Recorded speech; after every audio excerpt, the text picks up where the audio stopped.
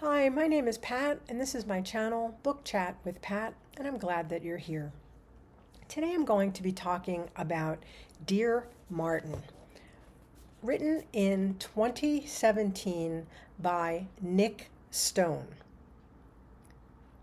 This is the 10th book that I've read in the Read 24 in 2024 Banned Book Challenge created by the inspirational M-J at Reading This Life.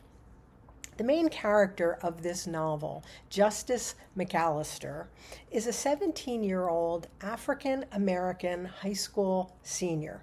He's an honors student who is ranked 4th in his class.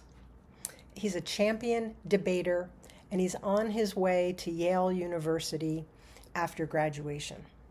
Justice has left his rough neighborhood to attend a prep school in Atlanta, Georgia, where he is one of very few African American students. Very early in the novel, Justice tries to help his ex-girlfriend when he comes upon her one evening after she's had a lot to drink and she's planning to drive her car. So Justice attempts to intervene, and next thing he knows, he finds himself handcuffed and on his way to the police station. Somehow, the police have completely misread the situation and think that Justice is up to no good. This situation does not end tragically, but it does leave a deep emotional scar on Justice.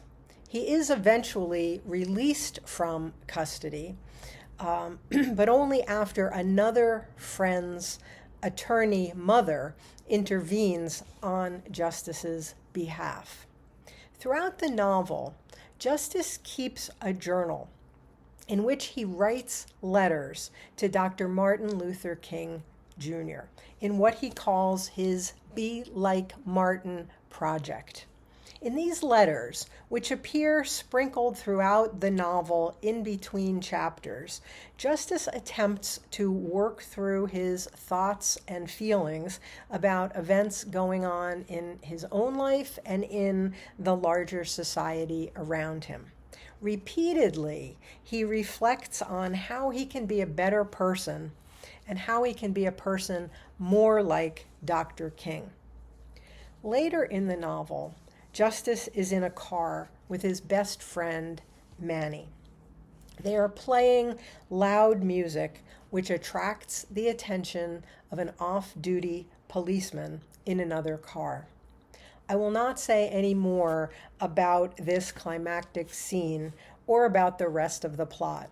I really urge you to read this book for yourselves. Nic Stone is the pen name for Andrea Nicole Livingstone. She was born in 1985 and raised in a suburb of Atlanta. Her father was a police officer.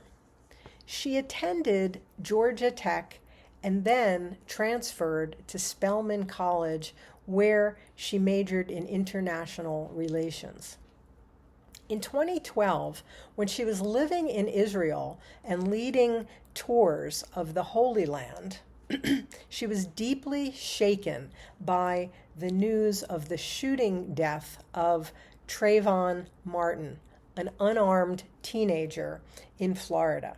He was shot and killed by a neighborhood watch volunteer. Later that year, after returning to the U.S., Nic Stone was also very disturbed by the death of Jordan Davis, also in Florida, in a parking lot dispute over loud music. Both of these killings are echoed in her novel, Dear Martin. From its publication in 2017 onward, the novel has been subjected to numerous challenges and bans.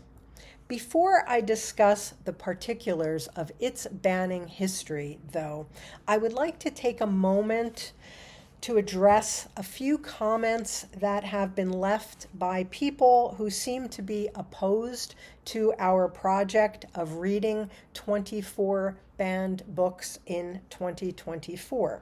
There have been several comments left on our videos suggesting that as long as books are available for purchase in stores, then they cannot really be considered banned books. Well, this is quite simply incorrect and disingenuous. No one doing this challenge is alleging that books are being taken out of classrooms and libraries and thrown into a pile and set on fire on school or library lawns. I think we need to define a few terms. PEN America, the organization tracking all of the book challenges and bans in the United States, defines a school book ban as, quote, any action taken against a book based on its content and as a result of parent or community challenges, administrative decisions, or in response to direct or threatened action by lawmakers or other government officials that leads to a previously accessible book being either completely removed from availability to students or where access to a book is restricted and diminished. A book ban occurs when an objection to the content of a specific book or type of book leads to that volume being withdrawn either fully or partially from availability, or when a blanket prohibition or absolute restriction is placed on a particular title within a school or district. Close quote. It is simply disingenuous to say that these banned books are not really banned because they are available for purchase in bookstores. As PEN America notes, quote, there is no guarantee that students will have easy or equitable access to books in other locations or have the money to purchase them. I'm going to share a few examples of Dear Martin being challenged and banned from classrooms and school libraries. The novel has been challenged and banned in Lexington School District 2 in South Carolina on the grounds that reading it, quote, might lead to racial divide, social justice distraction, Black Lives Matter armbands, racial unrest, and distraction from academics.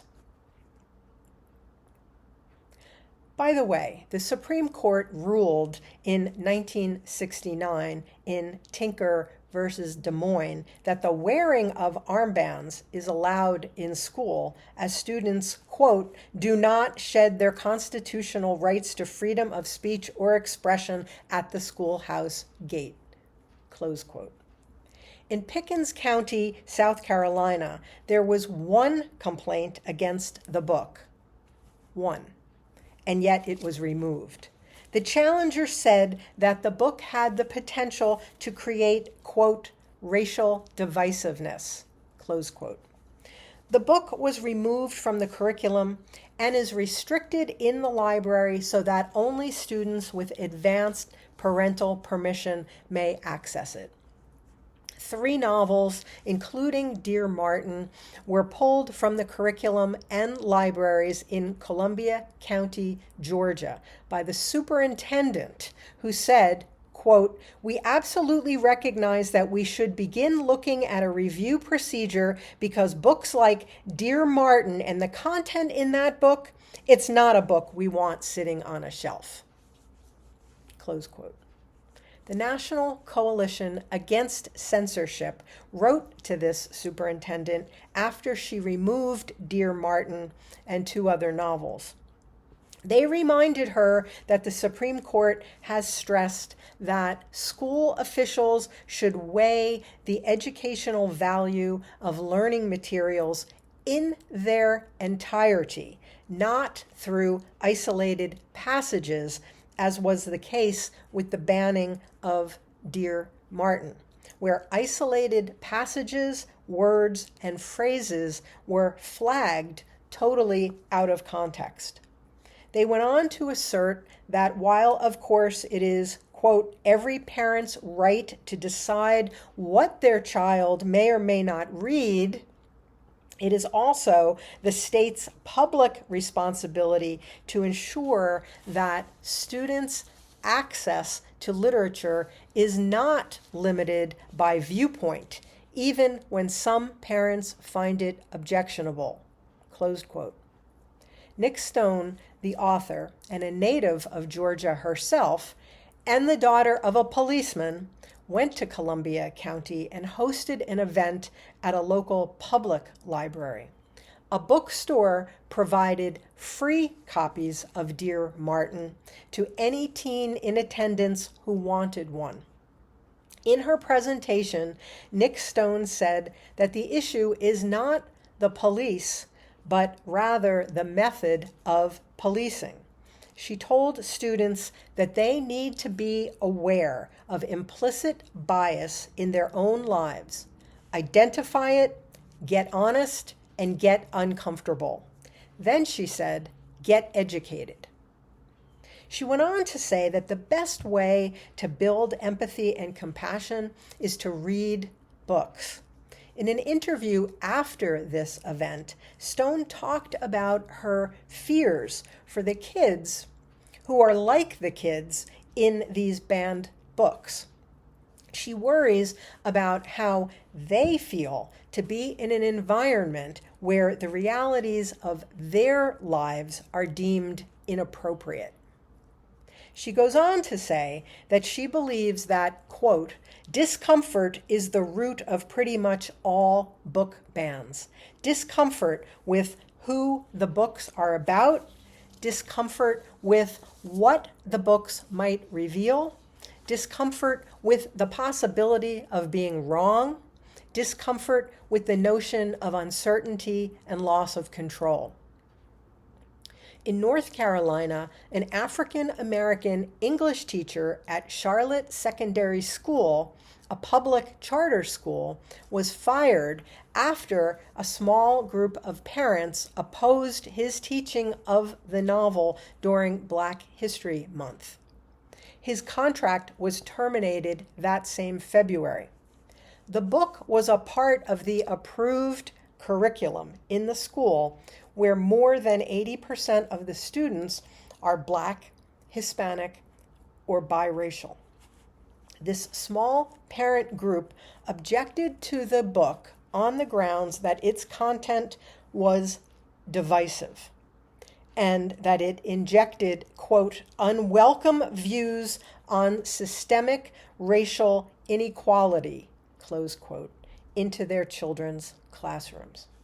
The teacher has an ongoing lawsuit against the school due to what he believes was an unlawful termination without merit.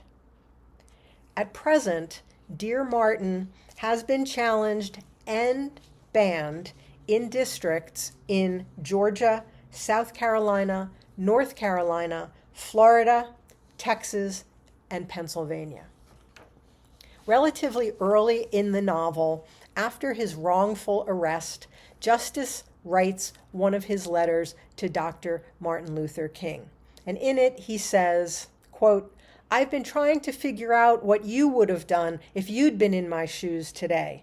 I know you lived in a world where Black folks were hosed and beaten and jailed and killed while fighting for equal rights.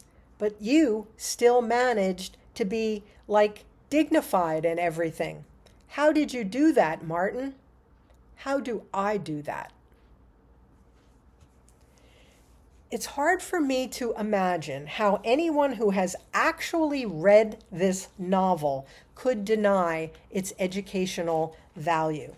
It's the story of a young African-American man with great intellectual promise and a bright future ahead of him at Yale. He looks to his historical, idol and role model in times of insecurity and fear. And he asks, how did you do that, Martin? How do I do that? Nic Stone said of our ongoing battle against book banning, quote, "It's really easy to get disillusioned, and it seems like we're fighting a losing battle. But the figurative night truly is darkest before the dawn. And if history tells us anything, it's that great change requires great upheaval. Let us not be deterred from humanizing ourselves and others and staying open and vulnerable to that shared humanity. It's the only way forward." Close quote. So that's a little bit about Dear Martin by Nic Stone. As always, I thank you for watching. I hope that you're doing well.